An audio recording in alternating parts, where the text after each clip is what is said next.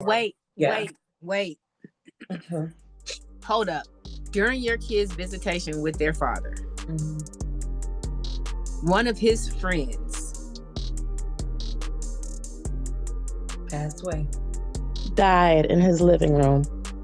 The children are trying to make sense of it. They don't know why this man died, but they're just, when you hear them talking amongst each other about, oh, did he have too much to drink, or did he have water? Like, because they're kids. They're trying to make sense of it. They don't know that dad and his friends are cocaine addicts. Yeah, they did. One of them said, I know why he died, because he had too much to drink.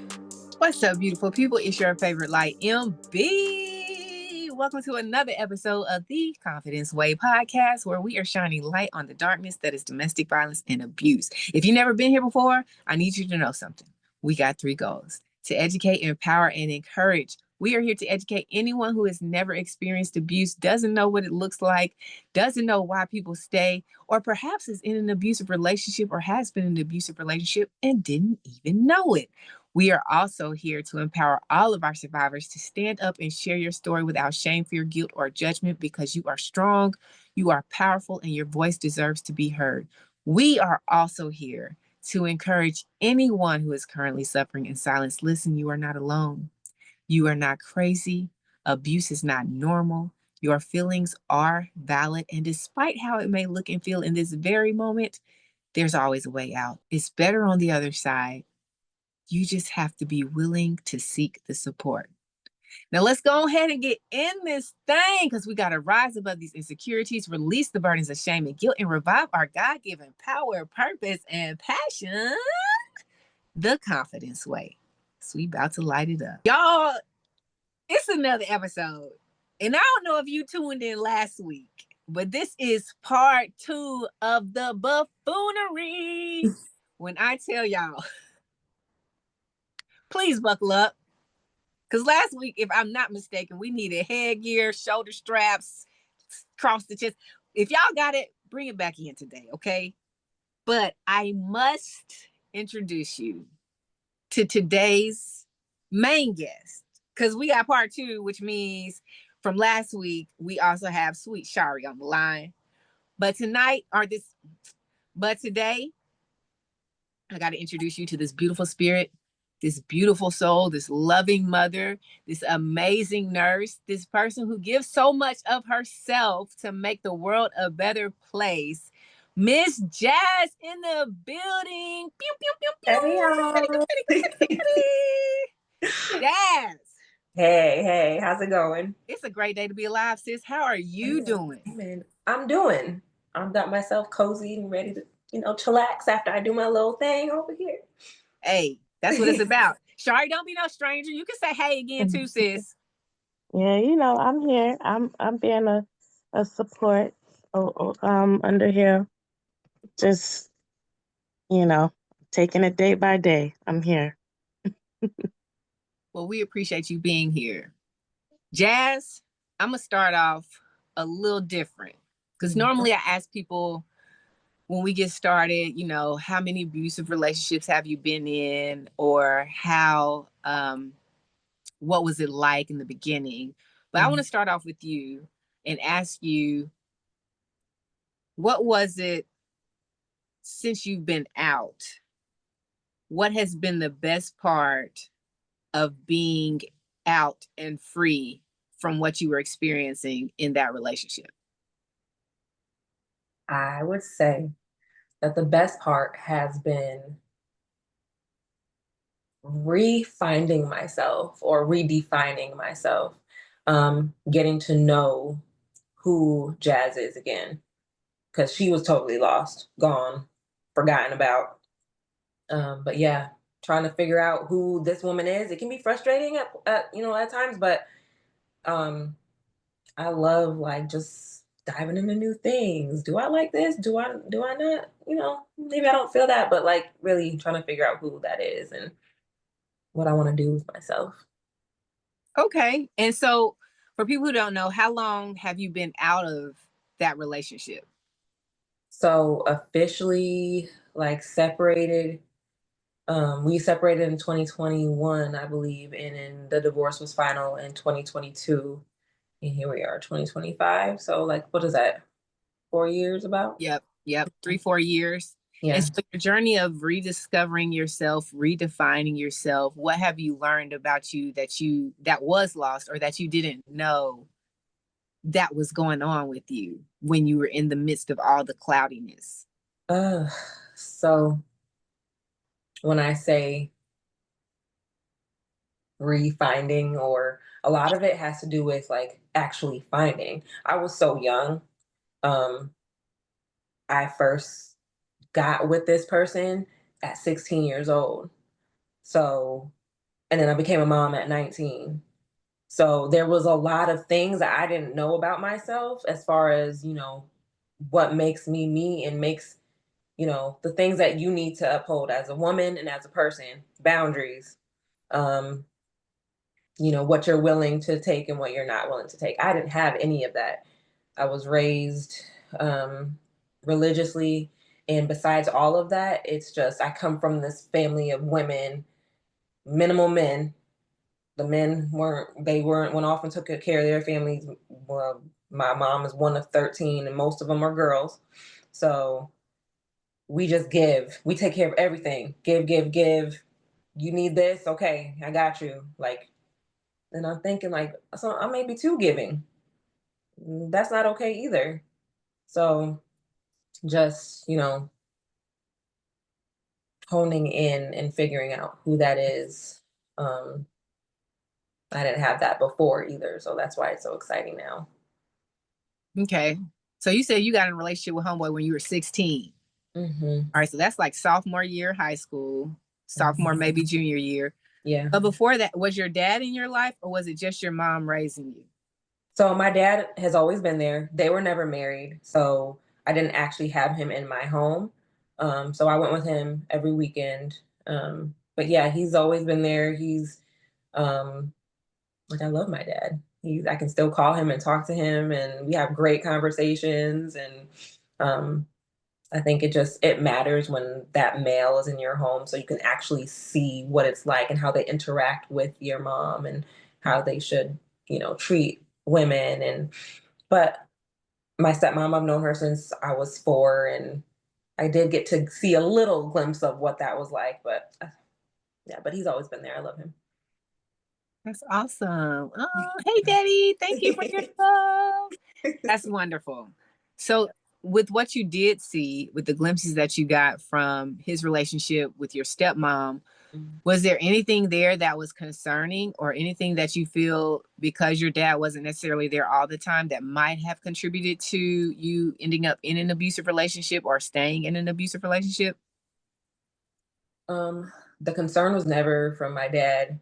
I think my dad was just, and still is, like the most chilled, relaxed, like gave gives the most to the women or woman in his life. And I think that he wanted that to be my mom at one point, but she was so, I haven't gotten the whole story. I'm hoping one day I will. But based on what he says, like she was just so caught up in her own head and what, she wanted to please my grandmother and wanted to make sure that this was, a religion had a lot to do with it. So I think at that point he was just like, I'm taking a step back, but I've never seen anything from my dad that would scream red flag, nothing in that sort of way. I think my mom may have the relationships I've seen her in when there was when I was younger, they were always like business relationships. But as a grown woman now, I'm realizing that they may not have just been business relationships. Um, I don't think they were healthy. Um, she was still walking around like a little girl, like hiding things from me. So I don't think I really actually got to see what a stable, healthy relationship looks like. And that goes back far with the men, and my grandfather was abusive. Um, And I didn't get to see him and my grandmother together, but the stories that she's told me and the little time that I spent with him before he died, he was mean. That was a mean man. He was mean to everybody. And I think that has trickled down, you know, the generational curses that affected my mom, and her siblings.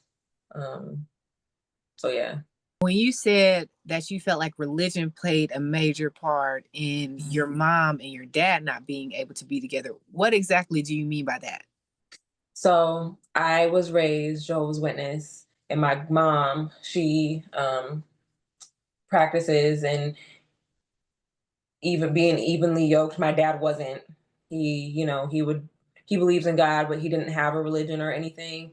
So in order to, you know, I think it was more so of pleasing the family, and or more so like my grandmother, um she didn't want to become unevenly yoked with someone who was not Christian or specifically Jehovah's Witness. So but again, I don't have that whole story. I don't know if there was more to it, but that kind of aligns with what my dad would say. So it wasn't that your dad had any signs for abusive relationships or unhealthy, unstable relationships. All of that, or most of that, really came from your mom.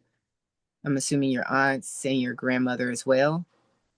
I would say so. They all, I can't think of any relationship that my aunts have been in that have been like, it's like one marriage, divorce. They may be on a second. Maybe they still together, maybe they're not, or they never got married again, but maybe they have a boyfriend now. Like there's never been anything stable, and I would attribute that to the instability that they saw with the males. Well, my grandfather and down. I got you.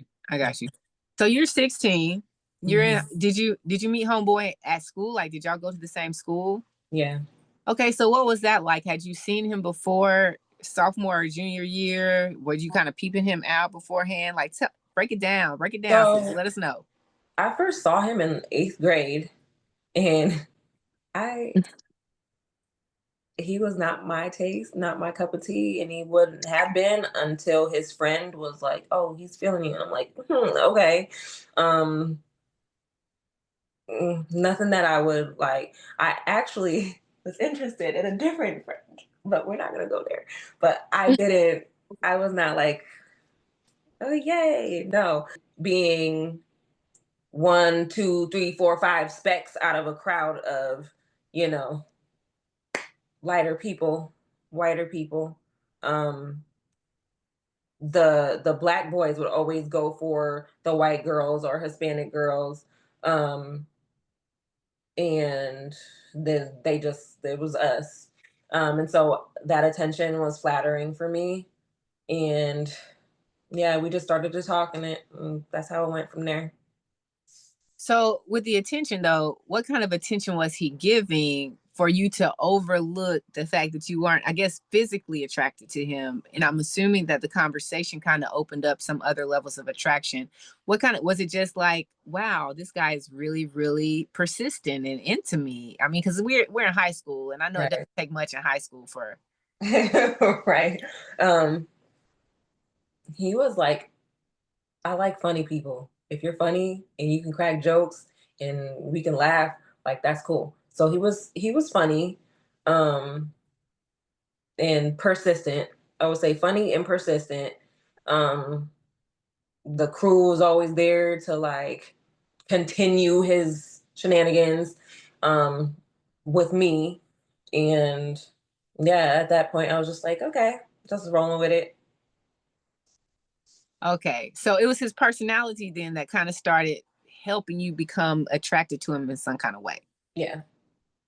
So, because you said high school up until 2021, y'all were, so how long? Okay, break On this and down. off. Yeah. You were on and off. Mm-hmm. Okay, Yeah. so between 16 and 19, did y'all ever break up? Yes. So I know we went to junior prom together, we went to senior prom together. After that, I want to say like once we graduated, I was just like, let me pull away. Let me go figure out what I'm gonna do with myself.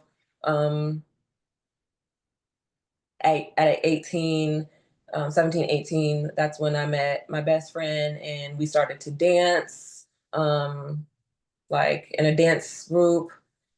And those were things like he wasn't into. So when I started to venture out and, try to get myself where I wanted to be, um, he was just like, well, you shouldn't. I lost a lot of friends because of him in that situation. But I eventually, because he kept like, I remember one time we were out, I was with my best friend and then the people I was dancing with. It was my first time dancing with them, and we were in New Jersey, I think. And this man would not stop calling. Um, Literally, like I remember chucking my phone across the van because he would not stop calling. And I'm like, we're doing something professional. Like this is not for fun. This is not for ha-has. We're literally trying to, make this thing work. And it was that type of stuff, like constantly calling or you're with other guys and this, that, and the other. That would make me like, he's really upset. Let me, go back, and then I start to stop dancing slowly and then yeah. And this was after graduation? Mhm. Okay, so y'all went to junior prom, senior prom, y'all are still a Mhm. couple. You kind of break up after graduation and you're in this actual dance group Mhm. or choreographed thing with some other Yep. friends. Mhm. And so he's still trying. Is this when he starts to show like questionable behavior? Like he starts getting suspect because he's chasing you down with these phone calls and things? Or did you see anything prior to that when y'all were together in high school, like in high school? Um so because I think, well, in high school it was still so innocent, like I was like barely allowed to do anything. Um Phone calls were the most that would happen. Um when I got to be a senior, I would do my little sneaky sneak thing. But it wasn't until I wanted to, yeah, probably after high school, I wanted to branch out and see different things. And that's when I noticed like the jealous behavior. Um, you know, I got to be around him 24/7. I can only hang around him and his friends. And eventually I went back to that. And then I was like, nah, it was like this back and forth thing until motherhood when I turned 19. So I only had this tiny little bit of like this little window of time to meet different people and see different people. And those few people that I did get to know, when I would talk about him, because it always went back to him for whatever reason, they would be like, that's not healthy. The fact that he, calls this amount of time or doesn't want you to hang out with these specific people or, like controlling those types of things. And what was your response to them when they would approach you with that? I think I was like,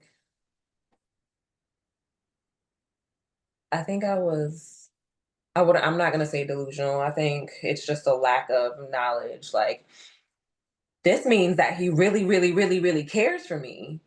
Or this means that he loves me this much. Like he wants me all to himself. And, I kind of felt like if someone goes this hard for you, that means something.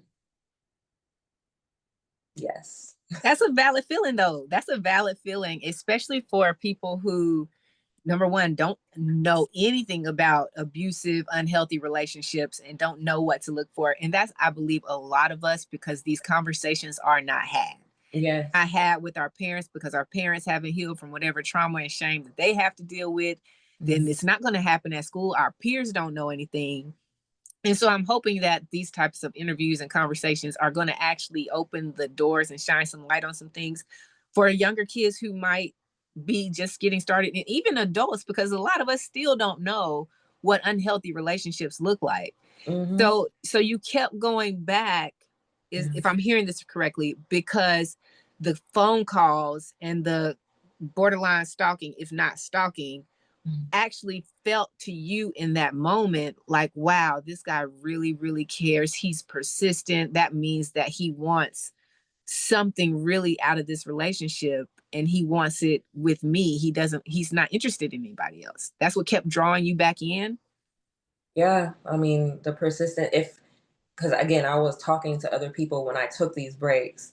Um, and yeah, the persistence of it all. And I think I'm trying to think if there was any like negative like talk around it. There might have been, to kind of, if someone speaks about you in a certain way and you feel like this guilt type of situation. It's been so long since all of that had taken place, but I think there was some guilt in there too. I remember like letters. There's been letters where he was apologizing for calling names, um, the behaviors that were like, we would get physical at times too. Before you got pregnant? Yes. Yeah. Yeah. Wait. Okay. So we ain't rolling over this speed, but hold up. Because you're still, like, we feel like in that moment that we're so grown and we're so much mature and older because we graduated high school, but we're still so young and we're still babies. Yeah. So after y'all graduated, he started getting physical. Yeah, we would fight. Like throwing hands. Yeah, we would fight. It was a lot of like, more so because I'm a female and he know, like, you know how they're not gonna throw a punch, they're just gonna push or they're gonna grab or they're gonna, you know, because if he was to punch me, like, there would be no, like, anybody would see that, you would be called out immediately. But yeah, we would fight. There would be like, I would have panic attacks, because I'm literally fighting over nonsense calls. People, we had, what did they have, MySpace back then? People trying to holler, and I don't even remember entertaining it, or even if we did talk. Like, I'm a person who we can I can talk to someone and let them know I'm in a relationship, and that's it. Like, just have a quick little, if they reach out, I'm in a relationship. Period.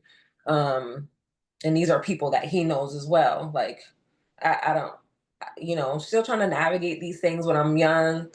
But yeah, we would end up fighting. We fight. So when that happened and he would grab you or push you or pin you down or pin you up against the wall, in your mind, did you ever think, this is not right, this is unhealthy? Matter of fact, this is abusive. Abuse never crossed my mind. The word abuse did not cross my mind. It's not right. Yes. But then again, something will be like, but um, they're upset because this person tried to talk to me, and maybe I didn't shut it down quickly enough, or maybe, you know, you can come up with any and every excuse for, it to be okay, but it's really not. But it's really not. And I wanted to ask that because I can't assume what you were thinking, but a lot of times I thought this way. I've had conversations with other people who are currently or recently have been in relationships that were abusive. And because it wasn't a slap, a kick, a punch, or anything like that, the word abuse doesn't pop up in your mind like, well, this isn't abuse. This is just, it's not all the way right, but he's not abusing me. And I think that we have to really open up this conversation. We have to put it out on display because, number one, it is abuse. Anytime someone's either stopping you from going somewhere or forcing you to do anything, or they're putting their hands on you to make you do something, even if it's not a flat out smack, kick, or anything, it's still abuse. Yeah. Number two, when that door opens and we stay after one incident, it's only giving them the green light to move up to the next stage of whatever's going on in their mind. They're saying, this is how I interpret it. In their mind, it's, oh, well, if she's letting me get away with this, let me see how much less control I can have the next time we get into a situation. I even had a conversation with homeboy here. At one point, I was like, I really think that in your mind, you think things are okay because I'm still here. He said he denied it, of course. I said, maybe you don't like actively think about it, but subconsciously, every time something happens, I think because I'm still here, you think it's okay to keep doing it or do something worse. Right. And you can't have that conversation with someone who is the abuser because they're going to deny it anyways. And they're going to say, well, it's not that bad, or convince you of other. It's bad, y'all. I don't care if anybody tries to control you in any kind of way, forces you to do something you don't want to do, or stops you from doing something that you want to do. Just leave. That's not love.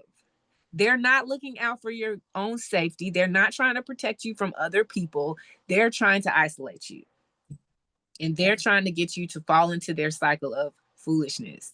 So I just wanted to put that out really quick. That's why I asked the question, because I figured you didn't think that that was in the moment abusive, but now you can see it is. Yeah. And there's a lot of people out there right now that are dealing with those situations, and you're like, it's not right, but it's okay. It's not right, but it's okay. You know what I was gonna say with the word abuse, we also have to remember all the different forms. I think Jazz can dive into how he also financially abused her.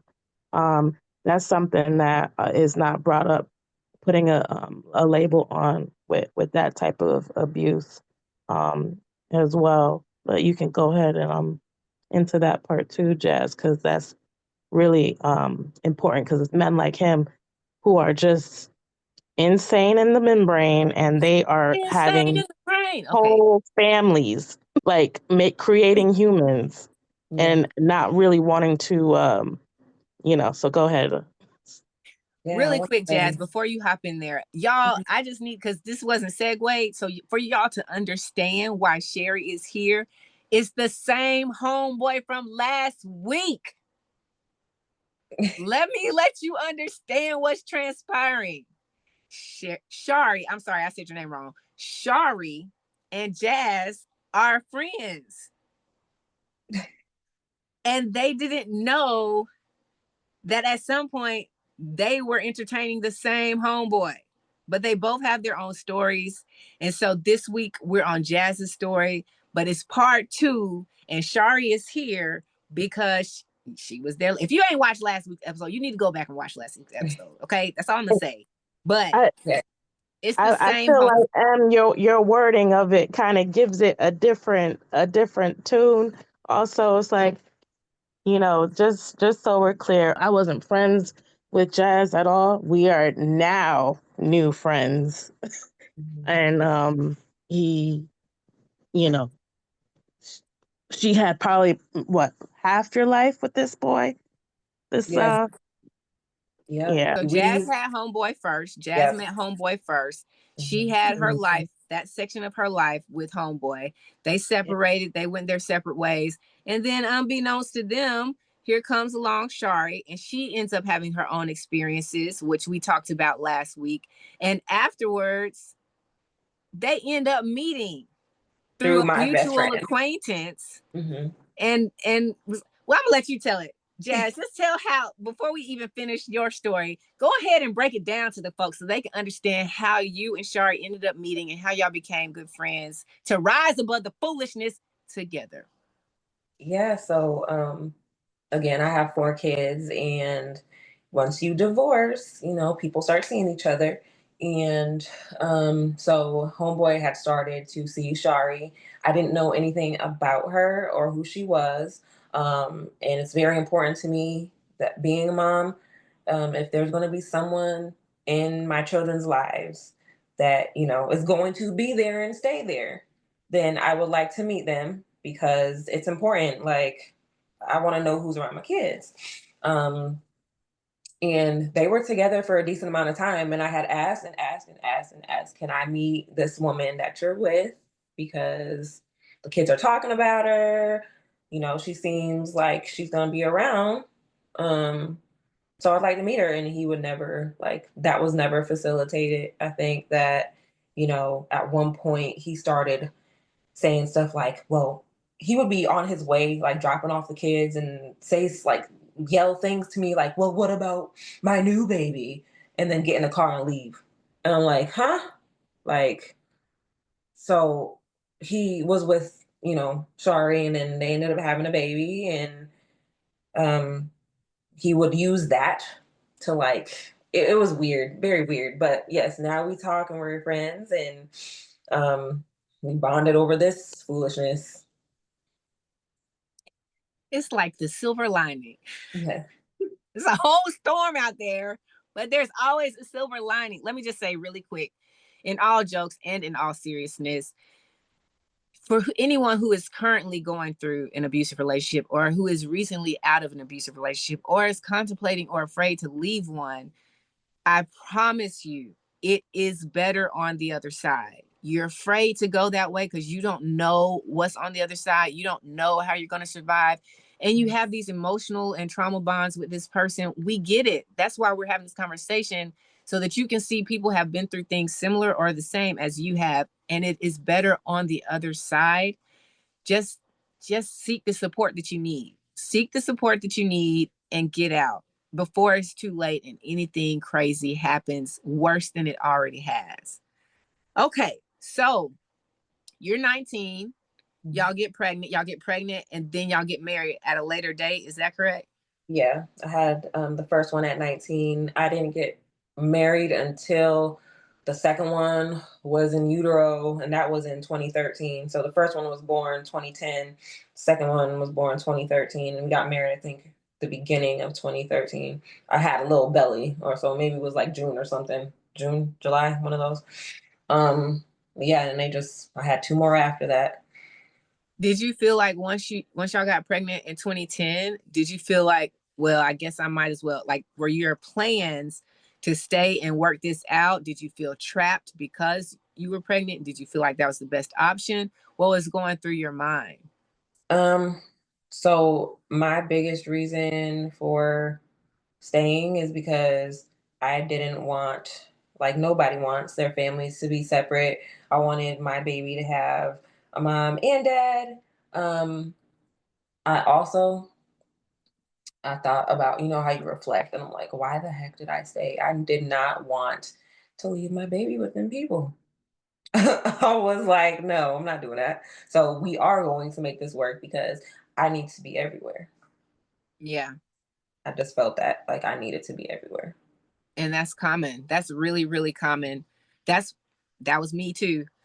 And the sad thing is, I think we're so focused on believing that a two-parent household is always better than a healthy household, that we miss how our decisions and our actions are going to impact and affect our babies, our younger kids, and how they're going to go off into the world if we can't get out soon enough, or we can't get them the help that they need. Yeah. That was the same with me. And I'm sure it's a lot of other people out there with the same story. You're staying because you think, I want us to work this out. I want my baby to have the father or the mother in their life. But anytime anything is unhealthy, it's unhealthy for the kid. Like, if you're hungry and you haven't eaten all day, and your baby's probably hungry if they hadn't eaten all day. It's the same thing with this. If you're in an unhealthy relationship, it's not just unhealthy for you. It's unhealthy for your baby too. And if anything else, put your baby before homeboy or homegirl, because their life is worth saving, and their life is very valuable. So walk us through your experience. You were abused before you got pregnant, but it didn't feel like the word abuse. So it was just unhealthy or not right. After you got pregnant, did anything escalate? After the first pregnancy, I think I was still living with my mom in the beginning, and it was so new, It's like, I got this little baby, and he's so cute, and like, we have a little family. We were still living separately. I didn't leave my mom's house until he was probably like 2-ish, 3-ish. I got my own place, And then he was like kind of living there, not like I would run home, pick my son up from my grandma's house because she was watching them, race to the grocery store. Like, I was that gung ho about family life, cook, do that all the time. And he would not even show up sometimes, or not until like 9 p.m. That's what I did every day. And until I'm like, I'm not doing this crap. My nana was like, if he doesn't eat, he doesn't eat. Put that food away, pack that up and put it in the fridge. So he was living there, but then like he would not come home till like 9, 10 p.m. So I spent a lot of time alone, me and the baby. Did I speak up on it? Yes. Did it change? No. But then once I was pregnant with the second one, and before I get there, we did fight. We fought. Before, well, when I was pregnant with the second one, we decided to get a house, and we made that transition.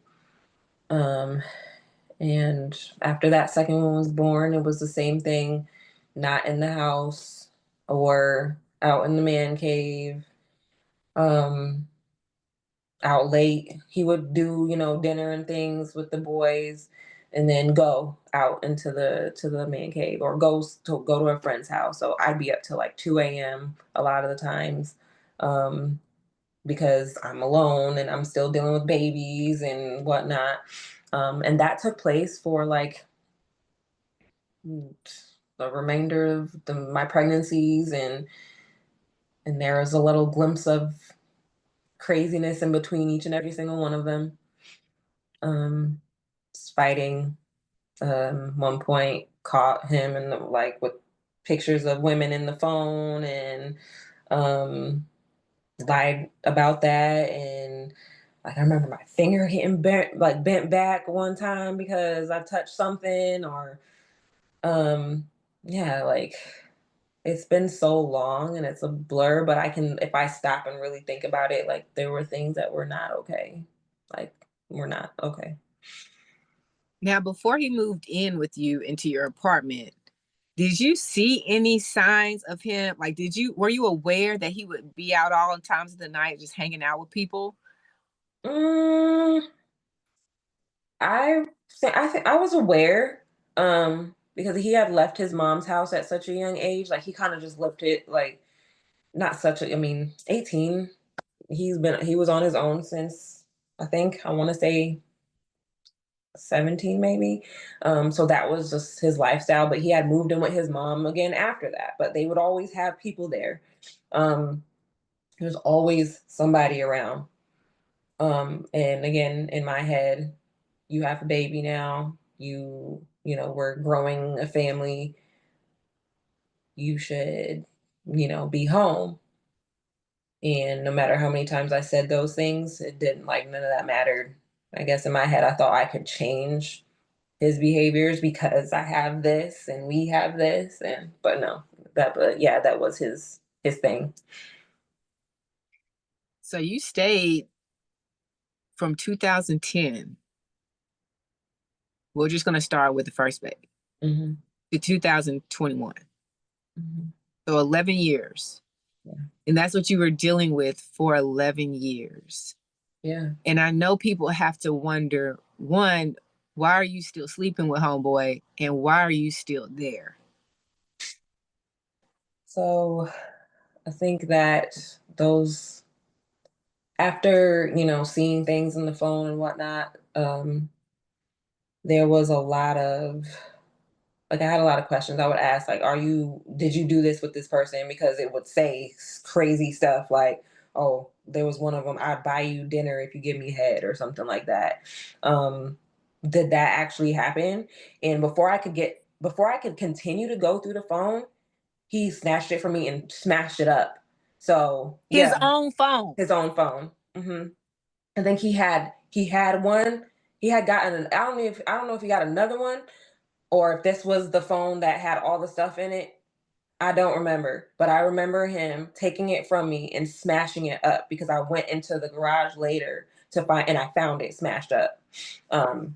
But then I'm like, dang, did I speak too quick? Because once I'm that person, I feel the fire, I gotta spit it out, and I need to ugh. So I think I spoke too quickly. I don't think I would, if I had kept going without speaking up so quickly, I may have gotten answers.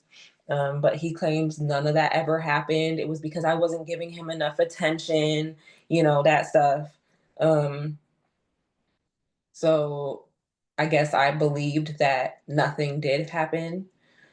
Can I just But say he almost kicked down my door jamb, my bathroom door jamb one time because I had his phone.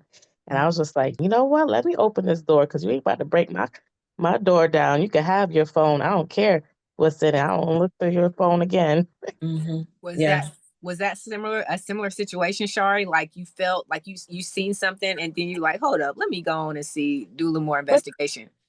my thing was he always was accusing me and always like he had already probably broken one phone at this time.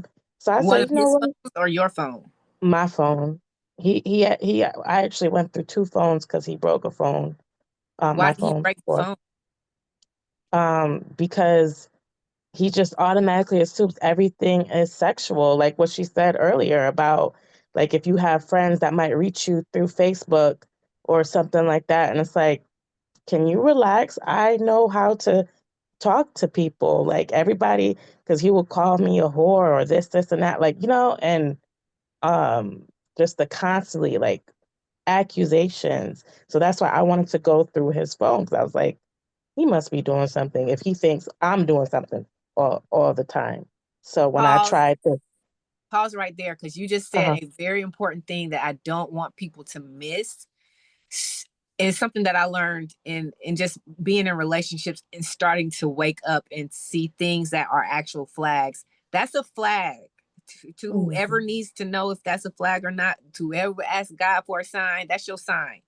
If you know beyond a shadow of a doubt that you're not doing anything to disrespect your relationship, and you know beyond a shadow of a doubt that you're not giving off the vibe that you're doing anything sneaking around, and the person that you're with, homeboy or homegirl, keeps constantly accusing you of things, that's a strong indicator that the things they're accusing you of is because they're doing something that they don't want you to find out about. And that's a great way to keep arguments going. That's a great way to keep you off of their tail because you're constantly on defense mode. So you can't go in there and assume that something's happening on their side because you're constantly trying to clear your own name with someone who's saying that you're a liar. But you can go on, Shari. I just wanted to touch on that. I'm glad that you said that because it's mhm. really, really, in a lot of cases, it's a sign that that other person is doing something and they don't want you to find out. So they're going to put the blame on you. And you know what I thought was quite interesting too, when we were talking, when you guys were talking earlier, um, I feel like there should be names or labels to come up with the stage of which you are. Like, you know how you asked Jazz earlier, like how long she's been out of this thing. So it's almost like she's in the green. I would say, like, for me, because, my baby is just one and I feel like I'm in a orange, I would say, call it. I feel like there has to be, he still has a little bit of access to try to abuse me in a sense, where it's like I'm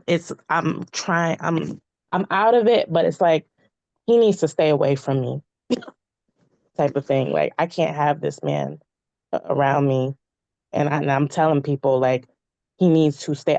He cannot be around me because he will like try to abuse me. And if I'm just trying to put my foot down, like, and it's not about the baby or keeping him away from the baby. It's keep this man away from me. I, again, am so glad that you brought that up because anyone who has never been in the situation just does not understand. And if you're in it and you still have these emotions or these feelings, especially like like Shar just said, she's still in the orange phase.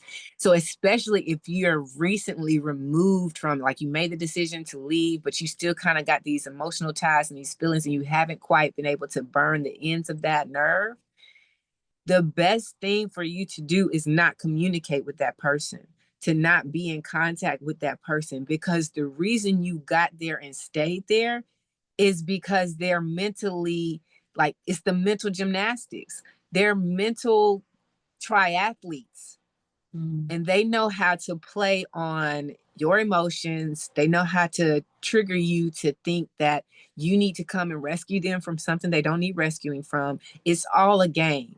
And the more you allow that line of communication, it doesn't have to be disrespectful, but at some point we have to step up and say, I love myself enough not to allow myself the opportunity to be abused, the opportunity to be manipulated or controlled because someone else has issues. And this man has pretended to be walking with crutches and is still leading me on to believe that he has a broken leg. I just had to add that part on what's going on in recent, but we're gonna let Jazz get through with her story. I feel like Kanye right now. Jazz, we gonna let you finish, but y'all, because I know what she's talking about. There's so many things that just have to be stopped and sat in for a moment. It sounds funny, it sounds crazy, but they go to the extremes to draw you back in. Like, you got folks faking heart attacks, faking, I got high blood pressure, you need to come back home, all kinds of stuff. I done broke my leg, I need somebody, I don't have any family, can you please? I mean, it don't even have to be like that. You could just, come in, just such and such. It's, don't fall victim to it again. They got you once, you got out. All it takes is that one entertaining moment of the conversation, and you can easily be sucked back in. Jazz, we're gonna let you finish. I can't. Crutches? I don't even feel, yeah. But then, like, you might see them without them the next day, which is, it's not funny, but it's funny because, like you said, they literally go to these lengths to get you back in. I'm like, good God. But yeah, I don't even think that, I wouldn't even say I'm in the green. I am not in the green up here. I am in the green physically from him. And even then he'll like try to, if there was a recent situation where he will drop off the kids or whatever, can I use the bathroom? Okay, cool, whatever. And then try to get a hug or something. Like, but that's like whatever, because that's dumb. But mentally, I'm still, like I said, I'm still healing. And there's CPTSD, which is like this continuance of things that you may be triggered by because you still have to have these interactions. We still share children. And mine are older, so I have less, the court system has divided things how they saw fit. And despite my trying to, highlight certain behaviors or certain things that have gone, wrong or that I feel are not okay for the kids, they still want to keep custody as it is. So I still have to deal with, my children going there, and he talks about me to them, and will call them and have conversations about what the plan is, having adult conversations with them, and that's a court order not to do so, but he still does it. So I still have to go through those things. And that part, I think that this is the hardest part for me, because I'm so triggered by this man that I have physical reactions, and I would love to just cut off all communication. That would be the best thing, but I can't, because the kids love him. He does all these things. He does the fun stuff. They get to stay up all night and do this and do that. And mom has the rules and mom wants this to be done and they got to do chores. And they're at that age where they love all the fun stuff. And he makes Can sure I that, just say, yeah. all this time, Jazz did not know that this man is a cocaine addict. That's the thing on top of everything else. His abusive behavior, he is a cocaine addict. And it would explain a lot of some of the things that he does. And he's so good at being one because they lie so easily, they lie so much. Their lifestyle, it's like a double life that he hides, and he's been hiding all this time. And it's getting things are spiraling out of control right now in his life, getting worse. And so she got to see all of that stuff. Again, I was hiding in my house, just miserable, trying to figure it out until I left. But since she has told me a lot of things, it's now I can see the behaviors clearly, more clear now than before. But yeah, I was hiding in my house, so I didn't get to see a lot of those things that she had to see. So let me ask you this. Since y'all know, like, with no doubt that he does drugs, is there not a way that you can either reopen the case or present this or do a new case with an attorney in a court to say, hey, my kid should not be around this man because he's doing illegal drugs? Tread lightly, tread lightly. Can I just say that? Because remember, my son Holden came out to say he was sexually and physically abused by his father. And I feel like women have to be very careful when they go to open up a can of worms. So we're treading lightly. If he wants to go to court to try to do something, I'm there to support Jazz. And there are ways about that we can do this, but I don't think he'd ever want to go there.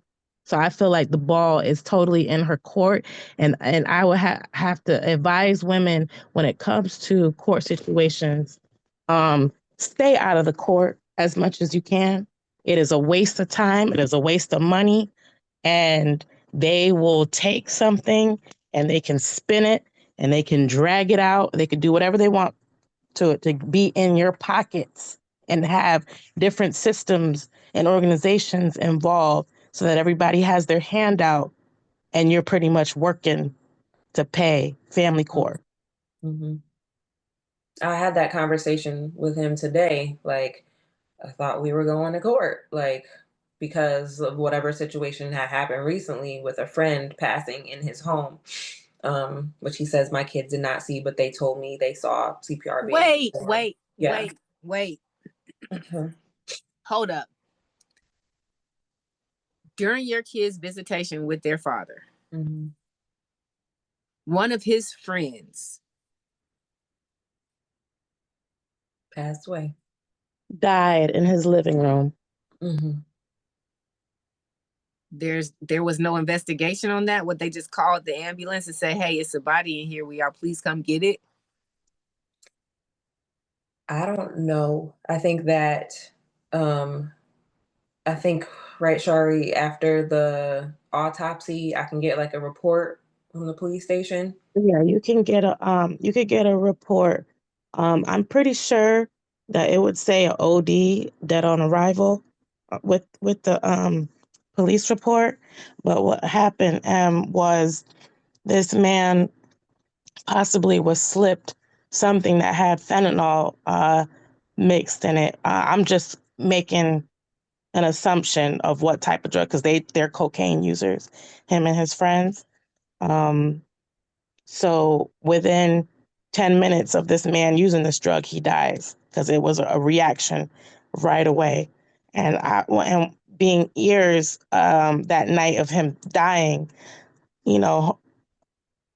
homeboy mentioned that this dude usually offers. So I think he knew he didn't buy no regular cocaine, because that's what homeboy and his brother was saying, that the man who died usually offers every time, and they're usually down to do it. But thank God, with the boys being there, homeboy don't usually sniff when they're there. So, like, you know, that saved his life, I guess, at that point.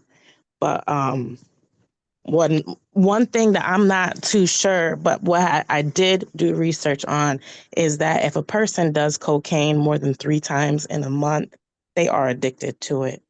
And I'm quite certain he does it more than 3 times in a month. This is I don't know if you can see, I'm very terrible at hiding my facial expressions and my body language. This is difficult for me. It's hard for me. So your sons have spoken to you about this, like this happened this weekend? The beginning of January. Yeah. And your sons have said, yes, Mom, we saw this happen. That they saw him being performed, like CPR being performed on him. The children are trying to make sense of it. They don't know why this man died, but they're just, when you hear them talking amongst each other about, oh, did he have too much to drink, or did he have water? Like, because they're kids. They're trying to make sense of it. They don't know that dad and his friends are cocaine addicts. Yeah, they did. One of them said, I know why he died, because he had too much to drink. Yeah, that's one of the things. Like, yeah, just trying to make sense How of old it. are they? How old are they? The two that said they saw something are 8 and 9. Yeah. This is bananas in pajamas. It's outrageous. I can't even begin to put myself in your shoes, and the amount of, I don't know, maybe anxiety, uncertainty, confusion, concern that you have, knowing that legally their father gets to have however many. How often do they get to go over there? He's supposed to have him every other weekend, and Monday and Wednesday from 3 to 7 or 4 to 7. The weekday doesn't typically happen. If it does, it's quickly, or because schedules, it'll be like 5 to 8, 9, which I hate if it does happen. But yeah, weekends every other weekend. And I just had stopped and had just restarted it because they want to go. And then I'm like, how am I supposed to, like, what do I do in this situation? Yeah, I just feel like I'm out of my body sometimes. I've gone to court so many times. And it's just like, what does he say he do? What does he say he does? He performs. That's what he says. He calls it. Yeah, that's what he calls it. You got to remember, this man is white, y'all. So that's a privilege that he has in Connecticut court systems. Had Jazz met me when they were going through this, I think she would have gotten some information. I would never even had the baby. I wouldn't even still be in a relationship. I wouldn't have been in a relationship with him had I met her and known that all the lies he tells, like, about his past situation. I wanted to meet her also. So every time he goes to court, of course, he presents himself in the best light. But is there not, I understand you can't take your kids because they're 8 and 9 and you don't want to expose them to even more crazy. Is there not any, like, you can't open an investigation with the police and say, hey, this happened while my children were over this house. Can we please follow? Like, what can be done? What's the solution here besides hoping that it doesn't happen again? So I think that I'm going to look into that police report. So they did say 2 months. It was going to take 2 months for them to get his autopsy report. So we have to remember this is still new. It's only been a month and a week. So they said 8 weeks before the autopsy comes out about everything that was in that man's system. So I think, we'll take it from there when we get that. And Shari, how did you find out about the situation? Oh, because I was called. So first off, Jazz let me know during the time it was happening when she had to go pick up the kids from the house. And I'm just like, somebody died. And I'm just thinking in my head, like, which one of his friends? Because again, I was the one who would be around to meet his friends and hang around them. And that's how I was even able to know that he had done drugs. I didn't know the extent of it, of how much he did it. I thought that it was something where, oh, it's a 4th of July party. You doing this once, like, oh, that's not for me type of thing. And when he learned that I had never done it and I wasn't into that, then he would try to hide his lifestyle from me. So Jazz texted me when it was happening, and I was like, all right, let me just wait on the side, see how long somebody else is gonna say to talk about it. But when I found out who it was, and learning that we had just brought in the New Year's with that man that died in his living room, he called me, homeboy called me, and he was in tears about it. And I went over there, not to his place, but firefighter's place, and heard the whole story like maybe about 5 times with other people who either had stopped there or was there performing the CPR, so that's how I learned about it. And I think it's important, like, this man kept repeating, it could have been me. It could have been me and his brother, one of his brothers. He kept repeating that, like, oh, it could have been us. He usually offers, and he's just so taken back by it. But I'm like, this man is so far into his lifestyle and is so much of a narcissist. He's saying how great this man who died, how great of a father he was, and his girls are gonna miss him and stuff. But I'm like, but you're just gonna be doing the same thing tomorrow. Like, it ain't nothing, like, so took it with a grain of salt. I knew that people's lifestyles wasn't really gonna change. It was just like a week of crying about it. And I felt like it not even took 3 days, because mind you, I don't know if I dove into him cheating on me with some other woman who he continued to see while, the baby and all that. So we later found out that this woman who he's been bringing around the kids, who's his new girlfriend, is also a cocaine addict as well. So yeah. So that was a big thing. With us trying to figure out, because when he's get this new girlfriend, just like I feel Jazz, let's find out what woman he has now around the kids. My baby's not even in it, but there are times where he tried to pick my baby up, and I'm just thinking, who's gonna be taking care of this baby? And I knew he would try to have the woman do the work and take care of the baby, and it's like, no, this is a baby. I could take care of my own baby. I don't need another woman taking care of my baby. Yeah. So how do y'all know that she also does drugs? So the man who died, I spoke with his daughter's mom, and she was able to tell me, because her story with the dead man is very similar to Jazz and Homeboy's. with them knowing each other since teenage years and being together for so long and having these kids, and it's just always being issues, and them can't stay, they're not staying home, like always hanging out late.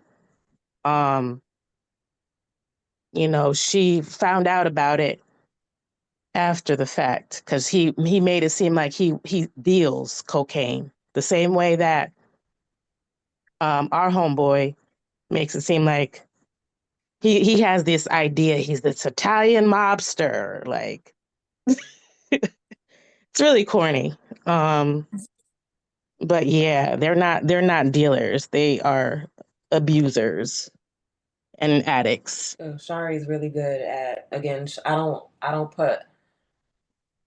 I'm very quiet, but she gets the information, y'all, and lets me know. Because at the end of the day, it's about the children. Specifically for me, because Shari can hold on to her baby, and there's not, like, he'll say, "Oh, I want the baby," but really doesn't, because babies are a lot of work. But these kids, they go and want to go. So it is important for me to know who these people are. And based on the information, they're not great people. No. And there's no, like, okay, so I know based off our conversation we had last week that there's the court system and the child services and the divorce and the family court system. I'm understanding that is basically corrupt. But Yes, is there not extremely corrupt. anything that y'all can do as far as going directly to the police and saying, hey, I have a major concern that my children are in danger because This is how bad it is, and what you have to realize, overdoses happen almost all the time, and they take it as a grain of salt. Like, it isn't, they're like, oh yeah, whatever. It's almost like whoever decides to step in, it's like, yes, we can make it about the kids, but like I told you, we have to be wary because they can flip it. What if they took Jazz kids from her? And then what is she supposed to do? You get me? So I feel like right now, with the power that she does have and with the knowledge that she has to just play it safely like that right now and wait for him to make a move if he wants to try to make that move in court. And that way we can be ahead of the game because he knows deep down, I will call that out, the drugs thing. You know what I mean? And that's why he was hip to keep us separate, because I know certain things. And you know, like we said before, his kids, the older ones, they don't know his lifestyle. Dad hides it. He hides it so well. They know that he's abusive, which they probably, again, they don't have this name for it, but the way that he yells all the time and his parenting style is just not, you know, a lot of people talk about him behind his back. His people, his friends, they say about all the stuff that's not right, but nobody holds this man accountable. He's able to act like the tyrant that he is. And he has these flying monkeys that support everything that he does. And he could just lie and twist stories, and people, you know, if I didn't meet Jasmine, I was still, and it's like, I already knew, like, I couldn't believe half the stuff that he says. You know what I mean? Like now, like looking back at it, I can't believe everything that he says. So the best thing to do with this corrupt system in Connecticut, you know, Jasmine's doing the right thing. We can't just be so quick to run off our emotions, because I've learned what that got me with my son telling an organization that he was sexually and physically abused by his father. How did that get my son ripped from my arms 2 years later? You get me? So with Jazz situation, it's like you know, we gonna take it as it is. We even though this is a ghetto white man, we still got to remember he's still a white man at the end of the day. So that's what it is. It's heavy. Mm-hmm. That's heavy to sit with and to, I can't even imagine. Like knowing what y'all know and then knowing that there's nothing you can do about it. And I need people to understand that these aren't two angry Black women. These aren't people who are out here trying to, you know, tarnish somebody's name. These are mothers who are healthy in their mind, and they have children with someone who is not healthy in his mind, in his actions, in his relationships. But so many times people want to know, well, why don't you just, that's why I'm asking my questions. Why don't you just call the police? Why don't you just take them to court? Why don't you just do these things? Because we live in a world where we believe that the system is supposed to do what it's supposed to do and justice will be served. But every state has its own ability to run it how it wants to in so many situations and circumstances. Even with calling when you've been abused, even with calling when, you know, you're being threatened, they show up and they say, well, you can get an order of protective services, but a piece of paper doesn't stop the person from coming back because the person knows that the police aren't going to be there. And by the time you call them and they get there, they just going to be gone. Mm-hmm. It's a lot of things that unless you've experienced it yourself, you don't know or understand, or you're not able to comprehend why people don't just take the quote unquote appropriate steps of action to rectify the situation. And it's because when you take those steps, they're not taken seriously. Just like Shari just said, like the fact that there are so many overdoses that they're just like, oh, well, there's just another body, completely overshadows the fact that even if that is another body, it's another body in front of somebody else's children that's causing other kinds of trauma, other kinds of thoughts, other kinds of conversations that shouldn't even be had. This ain't Boys in the Hood. Mm-hmm. These kids don't need to be sitting here assuming or guessing what happened to this person in their father's house. Right. In my experience, it's just like sometimes I feel like, what's the point? Because again, I have gone. I went maybe 2 or 3 times besides the actual divorce situation, just to try to get some child support, just to try to adjust the custody because of things that were said to me, or I don't really necessarily feel that my kids are safe. And like I end up having to come up out of my pocket. Again, I don't get any child support, and I've got 4 children. I've worked 3, 4 jobs at one point.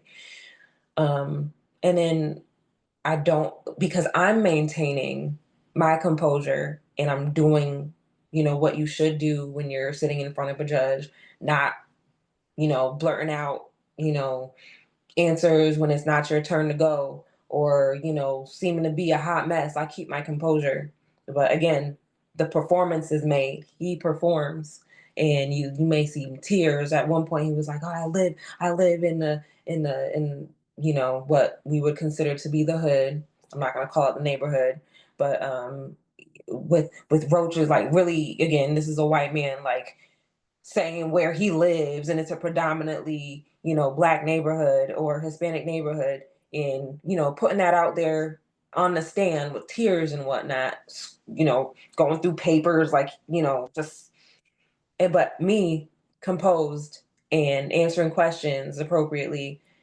I nothing that I wanted I got. So I'm in my head, it's like, what is the point? I would rather just, you take me, I'll keep my kids. You take me, you want to take me to court, I will keep my kids right here with me. I'll meet you somewhere. You can come here. You can sit right there. And he won't go. I literally asked him today, are we going to court? Are you going to take me to court? Because that's what he was threatening after I would not let them go. he says to me, I don't do the court thing. I don't do the police calling. That's you. I'm going to do what I can to protect them and call on my family. My family is big, and family nowadays, we're all busy and our grandparents are younger now. But I'm like, it's important for them to know that they have somewhere else they can go. If I got to pick up a shift at the hospital, hey, Dad, can you please take them? Hey, Auntie, can you come and take them? Because you got my kid. Like I've literally built up a system. Even Shari's offered to help. I've offered to help her with her son.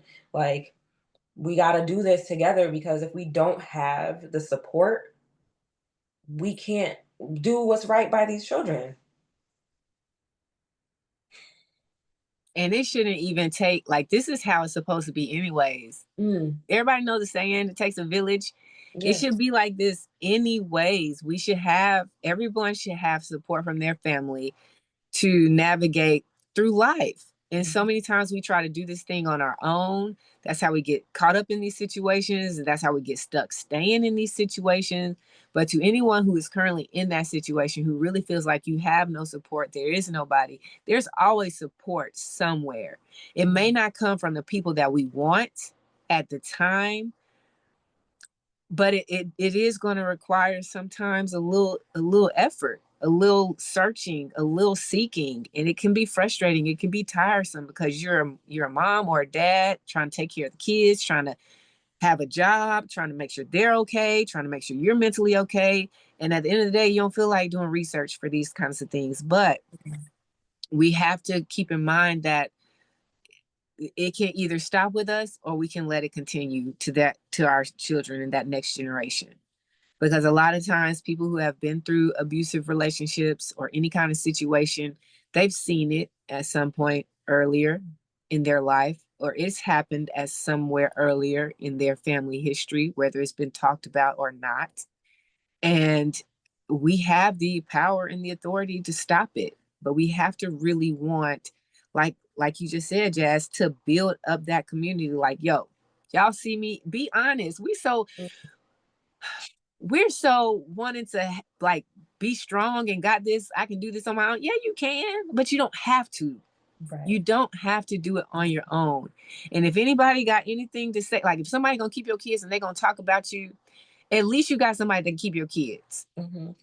You can leave, you know what, say whatever you want to say behind my back. As long as I know you're going to keep them and take care of them and they're going to be healthy and safe with you, just get over the nuisance until you can set yourself up to put you and your family in a better situation. But we have to be willing to seek help. We have to be willing to accept help and not feel like, because I struggle with this too, feeling like I'm a burden or feeling like you got plans with your life, with your family. I don't want to be trying to dump my 3 kids off with you so that I can go do something when you didn't ask for this. You didn't create this situation. You weren't in this relationship. But if anybody offers to help you, they're not offering for the sake of offering. Because don't nobody really offer to keep kids that ain't ready to keep kids. That's not like, yo, if you need some help, I got some place for you. They ain't offering that. And if they do, call they bluff. let them have that moment for however many hours you need, or that day for however many days.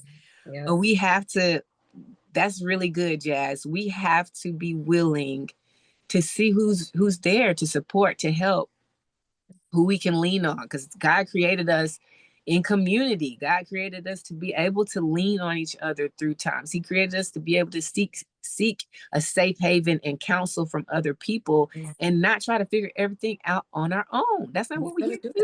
We can't do that. That's not how we were brought. We were not brought here to do that. If we were, then we would be thriving. But no. Community.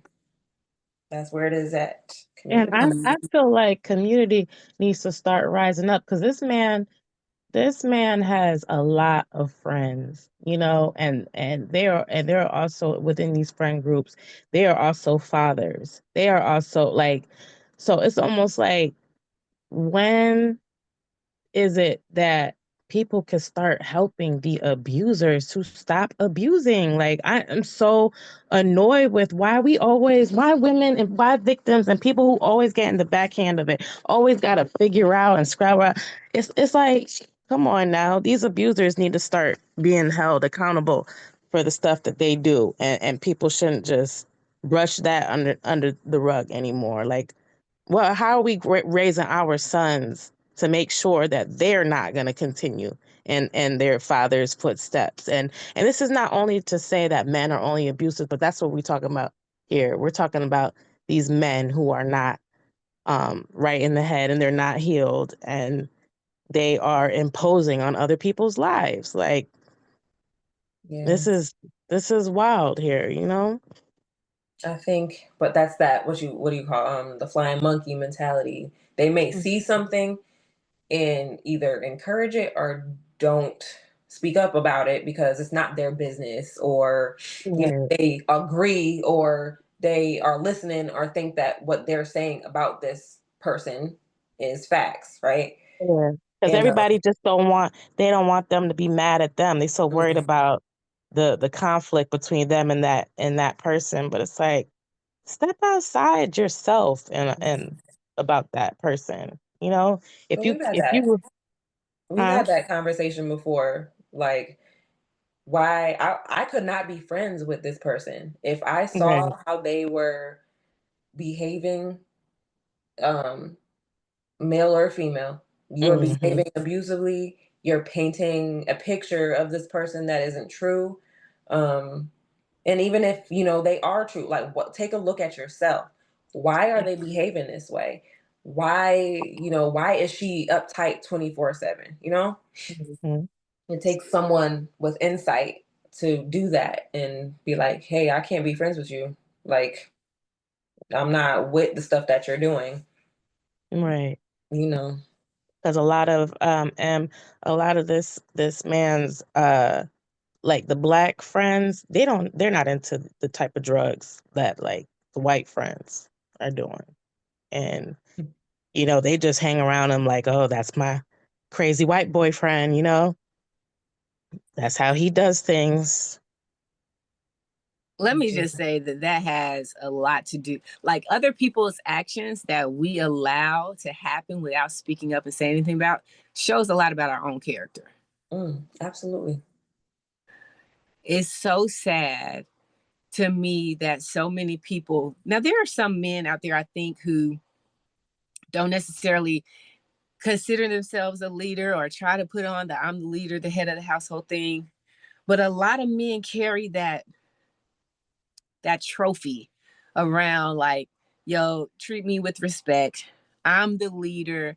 I'm the head of the house. Do as I say. This is how it's set up. People throw the Bible out there with it.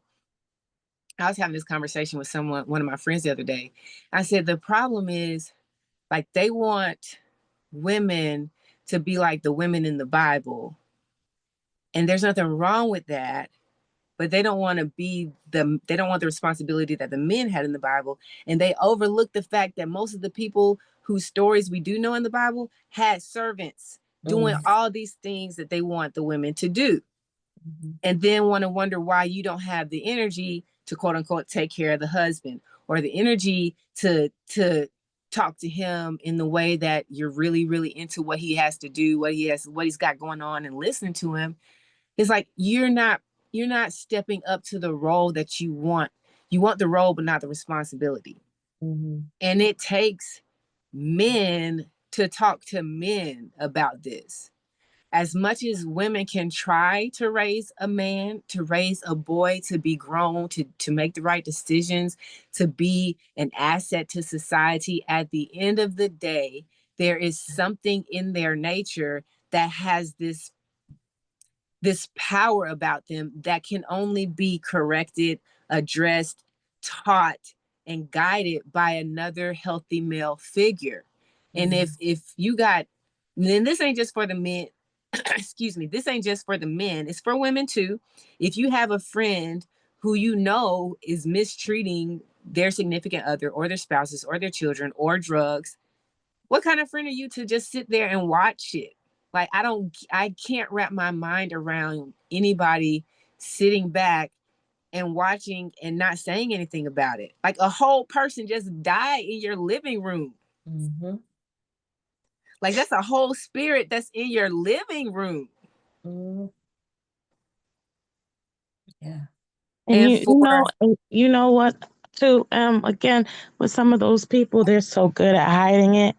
They are so good at hiding it. You don't know how bad I wanted to say to one of his friends one time, because I've had conversations with this couple um at their home without homeboy being there, and the picture that he paints of me is, oh, keeping the baby away, and I'm this crazy and doing all types of things to him and all this stuff.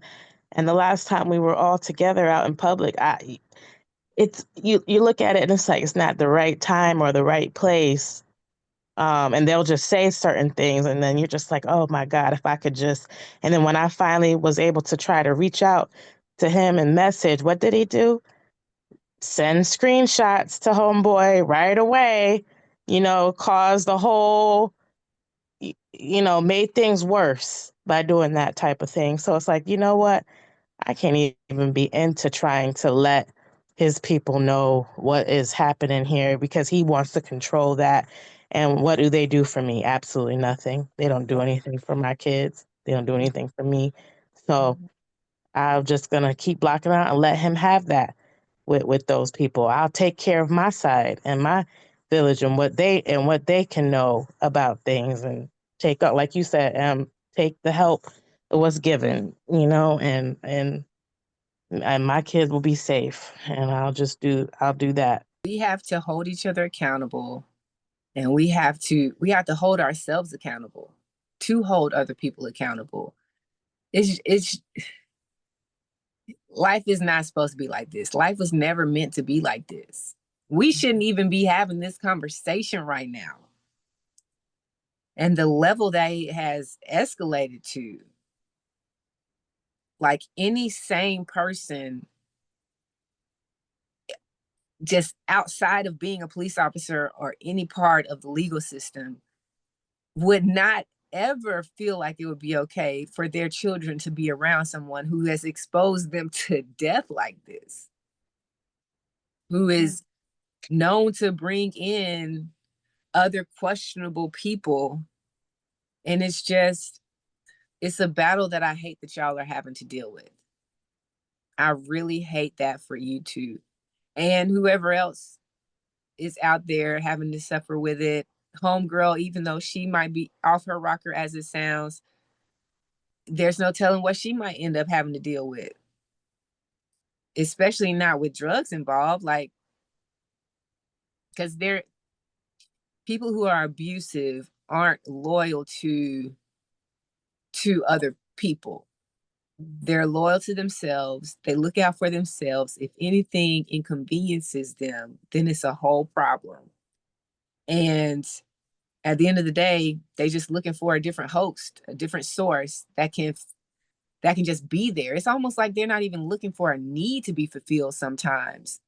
Sometimes it's just the sake of knowing that I have somebody that I can say jump, and they're going to say how high.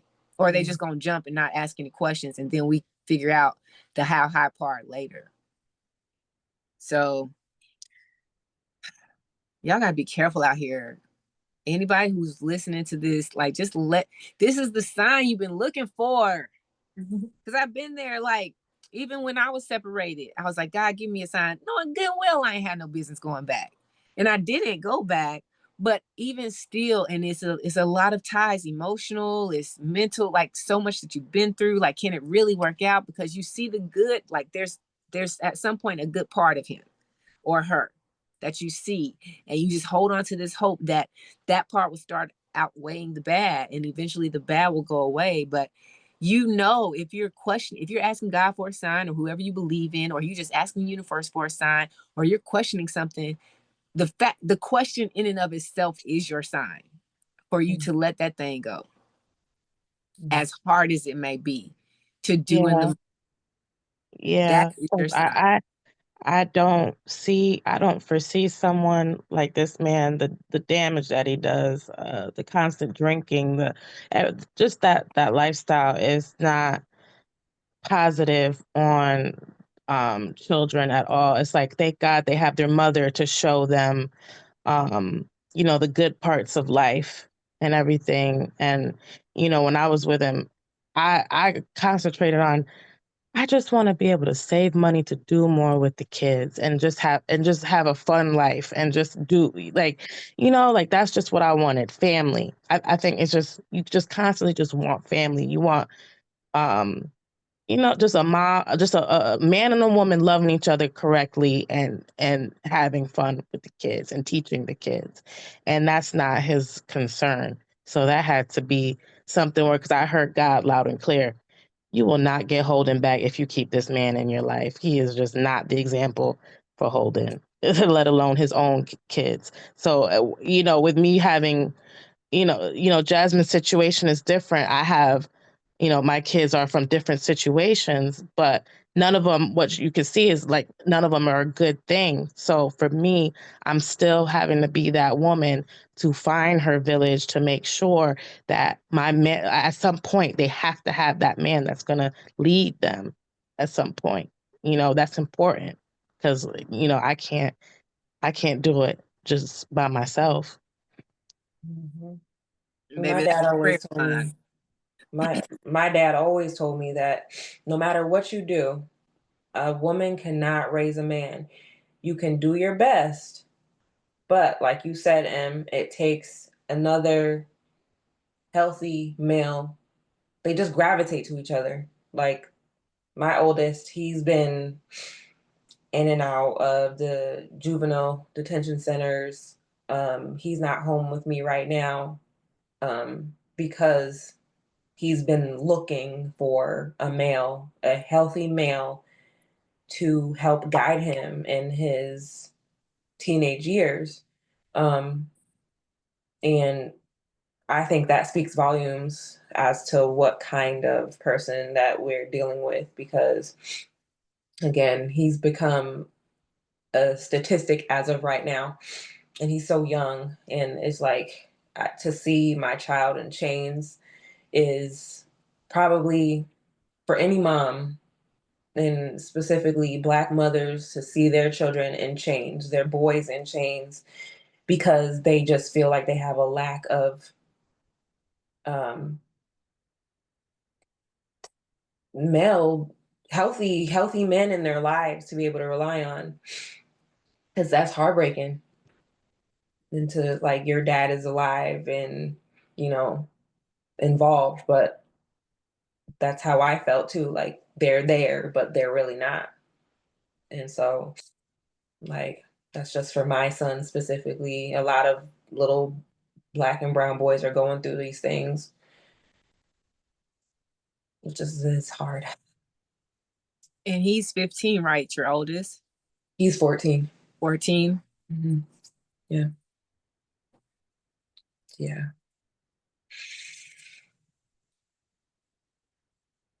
I mean, the only thing I can say is just keep praying. Like, that's what I pray for mine, even the girls, but more so the boy, because I just want it. I'm like, talk to God. I'm like, God, it don't even got it. I ain't even got to have a relationship with this dude. I just need you to place in my son's life healthy men who know how to have relationships with other men, with other women, with their significant others, with their wives, with their children, so that he can learn how to be a man. Because there's a whole lot of males out here running around who are men by definition, but not action. Right. Absolutely. Mm-hmm. And until that changes, or until our young men or young boys get around men who are men through action, it's like, what? It's it's a coin flip at that point. You have some of the kids who just, for whatever's in them, they're able to just overcome their circumstance without that help immediately. Right. But a lot of them need the guidance, which is why so many are so confused and so lost and getting into the stuff in the streets, is because they're looking for guidance in anybody who's older, even if it's a 20-year-old who's still immature, who's still young, who still doesn't know anything. They're older, so in their mind, they're like, well, you know what you're talking about. Let me be like you. Yep. Exactly what's happening. And they're not even that much older, 16, 17. But because they are older, they gravitate to that. But Yeah, it is not healthy. But again, I think that speaks volumes. Like, he's around, you go and visit him, but that's not who you look towards.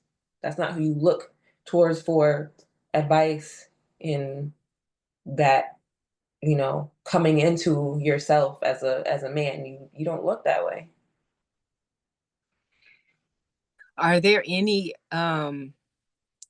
like boys and girls clubs or any support programs up y'all's way? So I looked into the Boys and Girls Club, or Big Brothers and Big Sisters. He's aged out of that. Excuse me. Um, yeah, a lot of the things he's aged out of.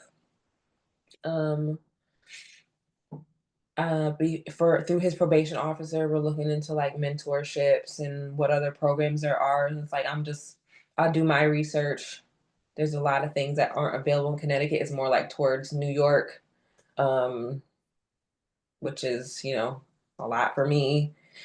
But um, I'm reaching out to the barber, my dad, like, hey y'all, like, let's step it up, please, because this little boy's getting lost and Mhm. I look crazy trying to keep And the him boy is home. incredibly athletic. All of her boys are very athletic. So, their energy could definitely be put towards really good things like they've been involved in with things like that. But stuff like boys and girls. I think the thing is, yeah, we have these programs and stuff, but we still need the actions of like a day to day. Like, you know, someone, it doesn't take 30 minutes, like, to just be around. You know what I'm saying? Like, that's all that action being put forth for their father to have so many men in his life, so many friends. It just goes to show what this man is like with the friendship level, surface level, not real down. No one is really there for those kids, his friends. Um, it's a selfish. It's not a village like for the so they seem.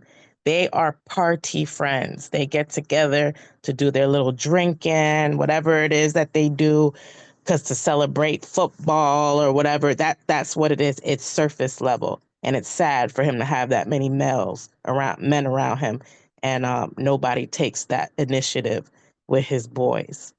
So it says a lot with what we're dealing with that type of man. He's very, very, very selfish. So she has to do all the work, all the heavy lifting to even try to block. And what I try to help her remember is allow those kids to get the good parts of him, just the good parts. If he wants to be that fun dad and all that, let him do those things. But they can't be there day to day to day. He's a mess. He is an absolute mess. I had one of them reach out to me after one of the things that my son did, and um, law enforcement had to get involved. And then the only one that has my phone number, called me and said, well, why didn't you call me? Excuse me? I don't ever talk to you. Why would I reach out to you out of all people? First of all, it would be the father, which I typically do once he does say something or do something. I'll reach out and let him know at least, like, this is what's happening. There's been countless times I have reached out to this man about something that his son is doing, or he took off, or he did this, or he did that, and nothing is done.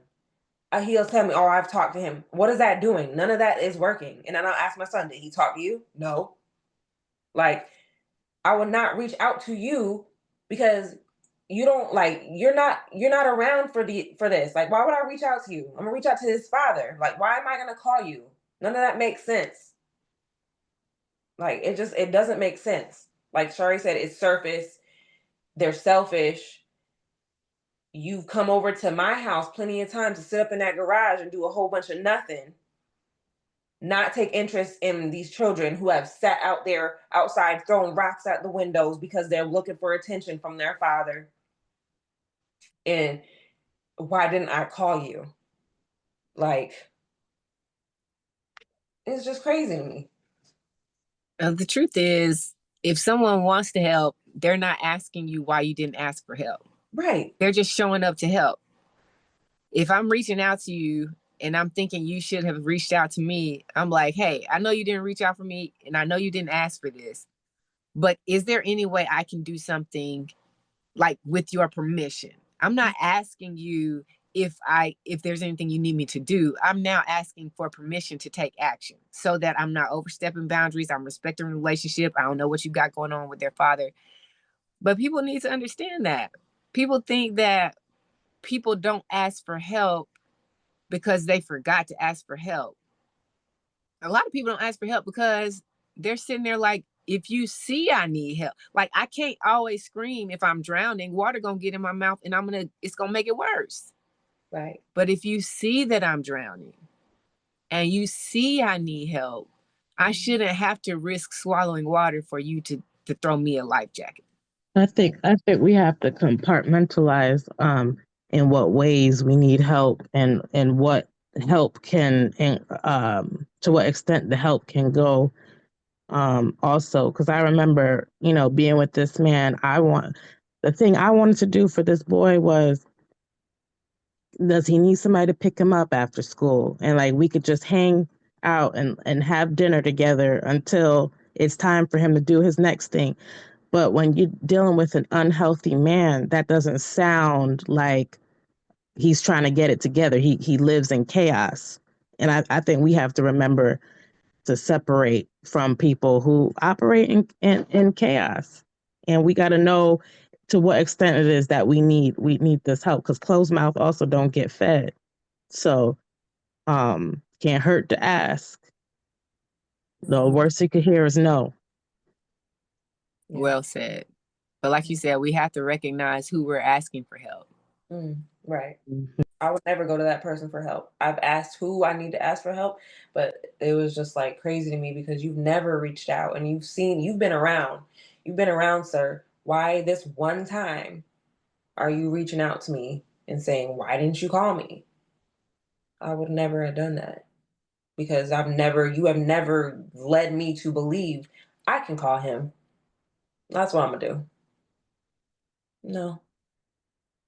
My hope is that, and not just for y'all, but for anyone who has any woman who needs help raising a young man, my hope is that God sends whoever to come in, and we're not looking for relationships, but a relationship for your child or your children.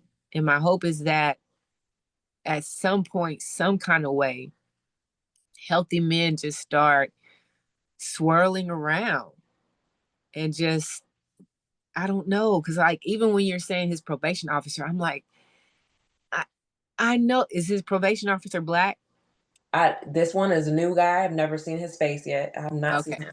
Okay. And I don't want to hold, anybody more responsible than what they have to do, because there's no telling how many cases they have to work. But it's like somebody has to have a heart for these young boys. It can't always be the women and the moms and the aunts and the grandmas, because we can only love and nurture so much. We can't really guide and lead in the way that they need. And it's just like, I know there's a lot of good men out there who have healthy relationships, who understand boundaries, who understands how to be submitted under some other leadership. They're out there somewhere. And it's like, just help us save our boys. Right. I think that's, and you know what else too, to even go even further back and to be looking out if there's listeners that are very young, because I think it's important for us to instruct the youth and girls coming up.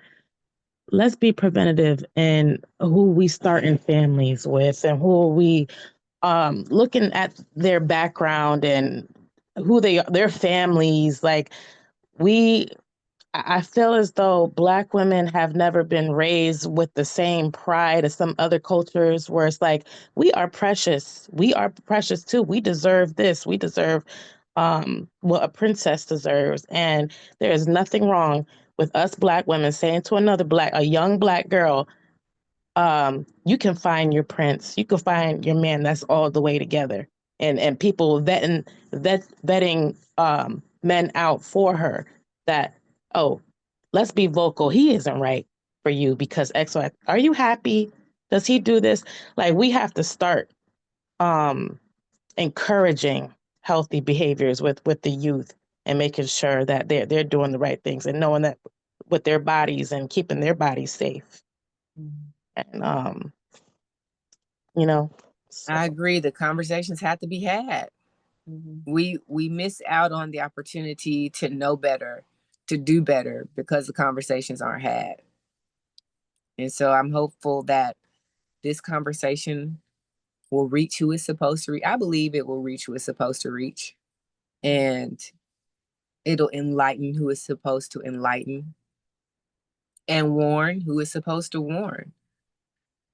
But you're right, Shari, like, we too have to be, it boils down to being confident. This is just my belief. It boils down to being confident, and it boils down to trusting ourselves.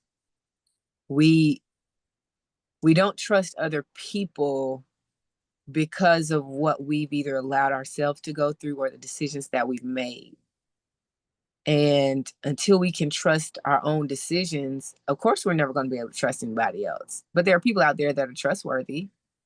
It's just, can we get to a point where we've accepted ourselves and our decisions that we've made thus far, where we can forgive ourselves for the decisions that didn't go right and do what we can to correct those decisions, and then commit that we're not going to accept just anything and settle for just anything, so that we can start trusting us. Like, I got in my relationship, I wasn't raised, I had two parents.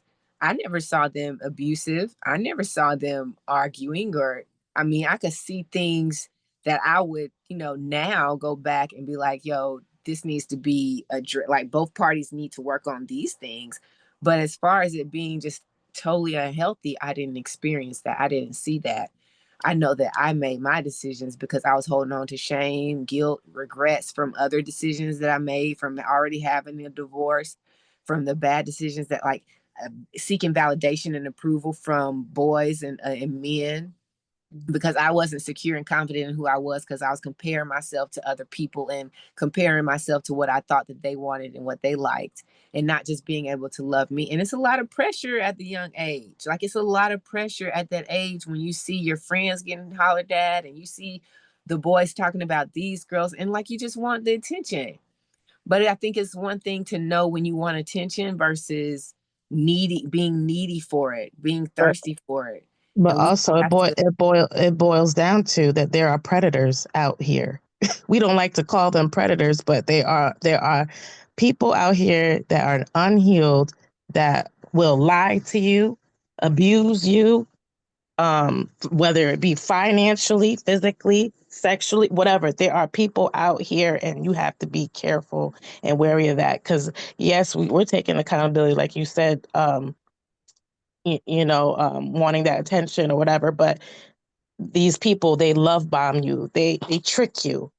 They make you think that what they're giving in the beginning is love, and that you're forever chasing that good part.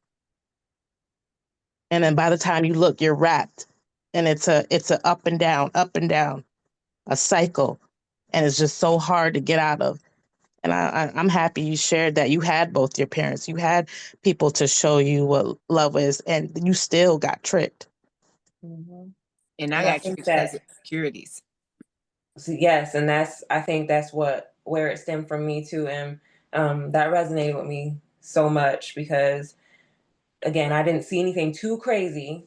I didn't see the most, like, healthiest things, but it wasn't that terrible to where it's just like, very terrible. A lot of it stemmed from me not being confident in myself, and not knowing who I am and what I want, and going after the things that other people may have and that I didn't have. And it was just, a lot of it is self-confidence. Yeah, that really, I still kind of, that's something that I still am growing in. Yeah, I think we all are, to a certain extent. And like you said, Shari, to piggyback off of you, there are predators out there. But for some reason, like I have this belief that if we're confident and we trust ourselves, before we get caught in that cycle, the signs are there. The signs are always there. Even if they spend the first year straight up love bombing and being so charming and doing everything, all the things that we like, the things that we want, the things that we think we desire, before we get caught in that cycle, they show who they are. They give a hint at who they are. They can spend 18 months doing, like, building you up, but there's always a sign. Like even what Jazz said, they broke up, and when they broke up, he started calling and calling and calling and telling her, we're not even together, and you have the audacity to tell me who I need to be around, who I can't be around, and why I'm not answering your phone. The sign is there, but because we often operate out of an insecure place, for whatever reason we have this insecurity, we allow that to lead our decision, and that decision is going to continue to lead us down the wrong path for our life, because God didn't plan for any of this for us. Mm-hmm. I don't like to put, like, the situation I've been in, I can't speak for anybody else, but I don't put that under the category of God never puts more on you than you can bear. God won't put you through a season that you can't. That doesn't fall under that. That falls under, I actively made the decision and kept making the decision, because the Bible clearly tells me that I have plans to prosper you and give you hope and strength for a future. That's not part of God's plan. And then we try to put it off on God and say, yo, why you ain't helping me out?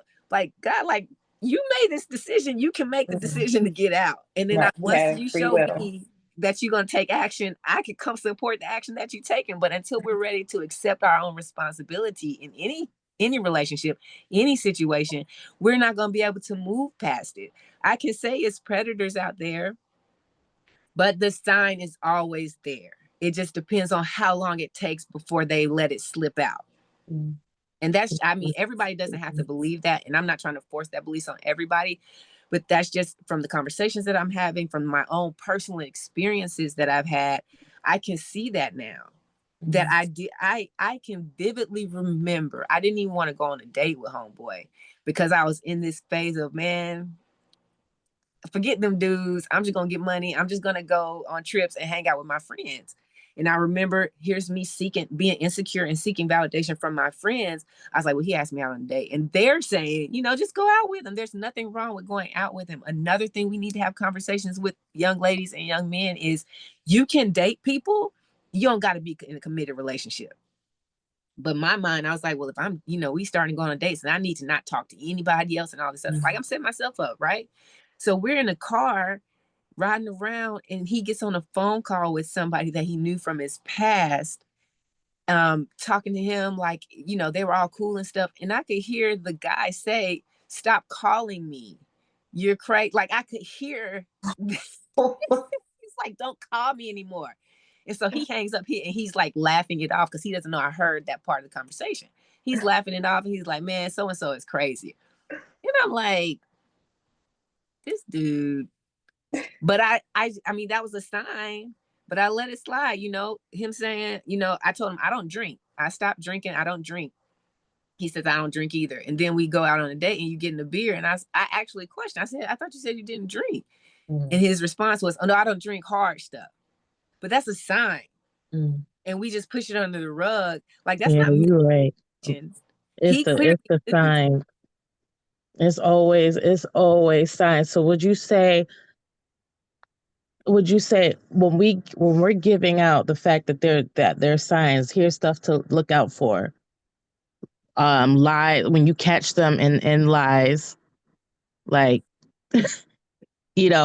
there's some certain, like, red flags that pop out, and it's like, ladies, beware of red flags. And like you say, having that confidence, I think you're going to have to come up with a mold that shows people, you know, this is how parts of it when avoiding an abusive relationship, having that confidence. Here's you. This is that major, like, center part of the pie. That's you. Having your confidence, knowing that you're beautiful, knowing that you have goals, knowing certain, you know what I'm saying? And then the outer part is somebody tries to enter that. What does this mean? You have respect for your body, your mind, and certain things. Like, somebody tries to distort your reality. That is not the person that should be in that circle, you know? So I agree. It's a whole lot of, I don't even think I can begin the list of things to look out for, but you're right. But that's why you're doing this, though. That need to happen. This is why you're doing this, though. Right. Because I think the conversation, the continued education behind it, will help to highlight the things that you need to look out for. Because everybody has collected information. Yes, we have similar stories. We're different. We have different stories, but they are similar because these people, they're around. They fall on a spectrum. But the more information that we gather and the more we're in community with each other, the more we can see and share. And I think that for me, especially, education has been the biggest thing. Like, I am in my 30s, and the things that I am learning about folks, I'm just like mind blown. And I'm like, well, why couldn't I know this back then? Because it would have saved me a whole lot of heartache and trouble. And, but that's because I didn't have anyone else to talk to. I was in isolation. I didn't want to let my family know this is what was going on. So I couldn't receive that information. But now I'm receiving it. And if we share it, then hopefully more people can be, saved. And the big go ahead, Shari. Oh, I was just gonna say, it's just so funny. I think back to my professor my first year into psychology when she said mental health is real, and a lot of Black and brown folks, because she was Latina and she was like also Afro Latina, she said, we don't like to think of it as a thing, but that's what's walking around us. It's a lot of undiagnosed individuals with different things, and you will come across that and saying, what the heck, how did I get myself here? and and that's what's going on, like, with the mental health crisis. Yeah.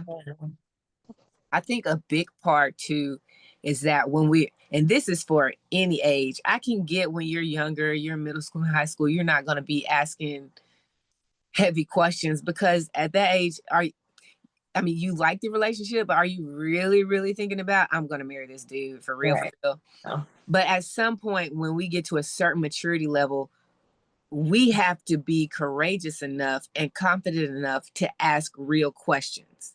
Like, we get caught up in the joy of the moment and the attention. But even when we're going out to dinner and we're going on dates, we're not asking real questions because we're afraid to offend somebody. And it's like, no, if your questions offend somebody and you're asking it in a respectful manner, then you need to watch out for your homeboy or homegirl. Like, if they're on the defense about something, that's a trauma trigger that they haven't healed from. That's a red flag, like something. And you can be like, you know what? I enjoyed this date. I had a good time. We have to be okay with saying, I don't think this is going to work for me. I don't think that we match, because the laughs aren't supposed to be the foundation of the relationship. Open, honest conversation. If you've been through some stuff, which we all have, and I can see that you haven't healed from it, if you get upset because I ask you something about your past, or if all of your girlfriends are crazy, or if all of your boyfriends are crazy, it ain't you. Mm-hmm. And if they all are crazy, then at some point you got to take responsibility that, I'm just not a good picker. Mm-hmm. So don't pick me either. Like, don't pick me either, and I won't pick you, boo. But we had, like, it's just so much. And like you said, Jazz, like, just this conversation and these conversations are opening up opening up the world of what we should be looking out for. Because the signs that you experience that people should be looking out for aren't the same signs that Shari experienced, and aren't all the same signs that other people who are having these conversations have experienced. But if we can all just sit here and listen and just, this is, God gave us instructions through stories. And if we can just get back to sitting at the feet of people who have been through something and listen to their story, we can help advance the next generation instead of keeping them in the same tragic, jacked up cycle. Right. The stories are invaluable. That's why, like, I cannot wait to. My grandma has told me little bits of things, but like, I'm gonna be like, Nana, we sitting down together for a long time, weeks on end if you want, and then we're gonna get this story down. Cause baby, our grandparents be holding on stuff, like they be holding on to stuff. You're gonna have to be like, look, Nana, you're gonna have to be uncomfortable with me this weekend. I ain't going nowhere. Yeah, you ain't going to the bathroom. We gonna talk. Yep. Because at that time, things were pushed on. I mean, it's no wonder why so many things we hide. Even if we had a family or a parent who we thought we could talk to, but we were so ashamed to talk to them. Like, it's no wonder, because for decades and centuries, our mothers have been hiding things about our fathers. Our mothers have been hiding things about our grandfathers. Our grandfathers have been doing things and sneaking them in the back doors of people. Like, nobody wants to bring shame to the family or talk about the bad parts of the family, but nobody's healing from any of this. Like you said, your mom didn't give you the best example. Like, it wasn't the worst, but it wasn't the best example of a healthy relationship, because you recognize now as an adult looking back on it, there was things that she hadn't healed from. Yeah. It's just these generational traumas that we don't talk about. And it's just, it stems from so far back. Like, Shari knows me and my slave narratives. I'm on one of them right now. Just the fact that, the separation amongst families, dad's going over here, mom's going over there, then you got a second wife because you no longer have this wife in this family, like, and then you might have to run away from that one. So like, the men have had to be bounced around and separated. We've had to hold it down from the beginning of time, being here. So like, our stories, the trauma goes back so far. And I'm glad we're having this conversation surrounding that, because it has to be dismantled. We have to get to a place where we can talk about these things, because it's so deep and we got to heal. I agree. We have to heal. We have to have the conversation, and we have to be open to receive the truth. Yes. Just want to extend this invitation anytime when you're ready. Anytime you want to hit us up to have another conversation, because it goes so far.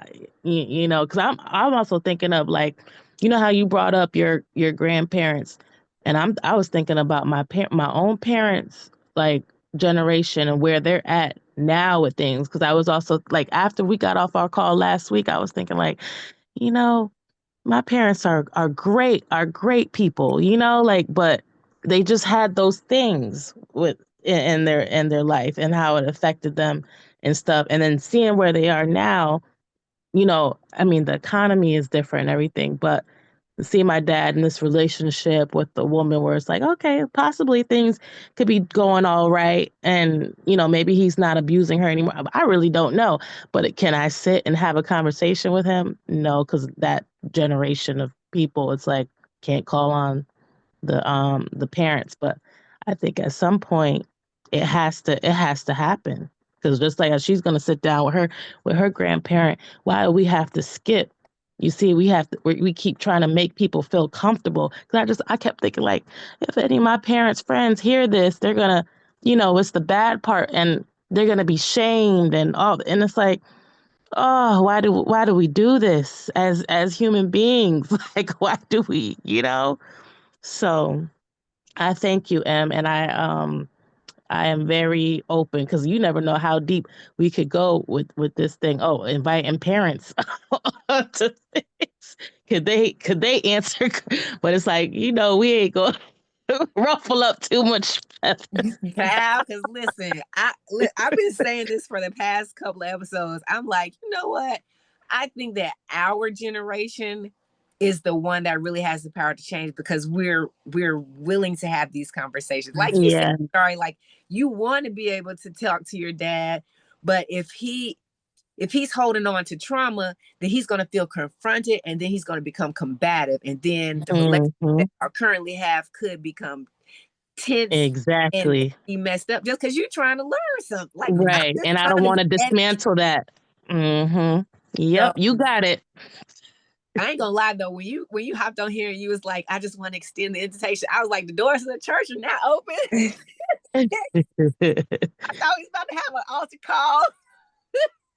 Well, no, I'm just saying, anytime you want to talk, because you just never know who else you might invite, and you heard something similar. Because like I told you before, that me and Jasmine experienced the man biting us.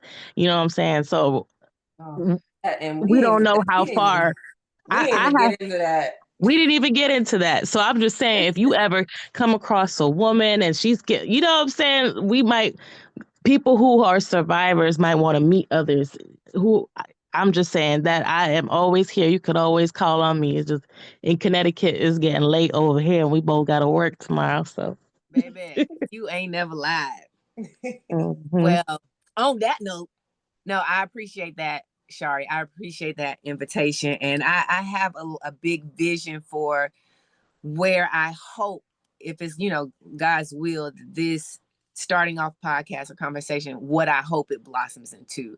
And it's people like you, and it's people like Jazz, who have the courage and the confidence and the willingness to understand that, yes, this conversation may be healing for me, but it's not necessarily about me. It's good. It's good that I'm having this opportunity to express my voice. That's the healing part, because for so long, people who have been in abusive relationships know you don't have a voice. You don't have the space to have an idea or an opinion. But also to be able to be like, yo, as much as this hurts, as much as I felt shame about this, as much as I regret these decisions, as much as I lied to my friends and family about it because I didn't want them to know what I was going through, I'm going to step up on this platform and share it, because I know that it's going to help somebody who's either currently there or is just getting out. And for that, I thank both of y'all tremendously, because it's the unity. It's the unity of seeing so many people. It's like the lottery, and I'm gonna let y'all go, I promise. But it's like the lottery. If people didn't buy tickets, there wouldn't be Mega Millions. There wouldn't be Powerballs. But because people collectively believed in something, and people collectively said, you know what, I'm gonna invest in that, then it becomes what it is. And because we have the community of people who are willing to be open and honest and share their stories, like you and Jazz, it's going to create a space where people can believe that, you know what, abuse is really happening. Domestic violence is really happening. It's not just me. I'm not the only one experiencing this. And we know that we're not the only one, but we don't think anybody around us is really going through it. And the numbers are astronomically insane of the amount of people who are going through it. So it's because y'all are here, and because y'all are, and the uniqueness that I have two people who have experienced abuse from the same person shows the world that you are not alone. Like, our stories are different, the characters are different, but you are not alone. And Jazz and Shari are here to tell you, you are not alone. So y'all, thank you so much for gracing us with your presence, with your time, with your energy, with your light, with your joy. I love that we can laugh through these hard conversations, because that's proof to people who are going through it right now that there's hope, and there's a better side that you can get to. It just takes time and intentional desire to seek the support and help that you need, and the healing that you need to move forward. So thank y'all so much for this moment in time to share with all the listeners and with me. I love y'all so much for that. I love y'all so much for that. And y'all know what it is if you've been here before. I ain't got nothing else to say. Keep showing up. Keep sharing your light. and keep sharing love. This has been another amazing episode of the Confidence Way podcast. We gone. Pew, pew, pew, pew.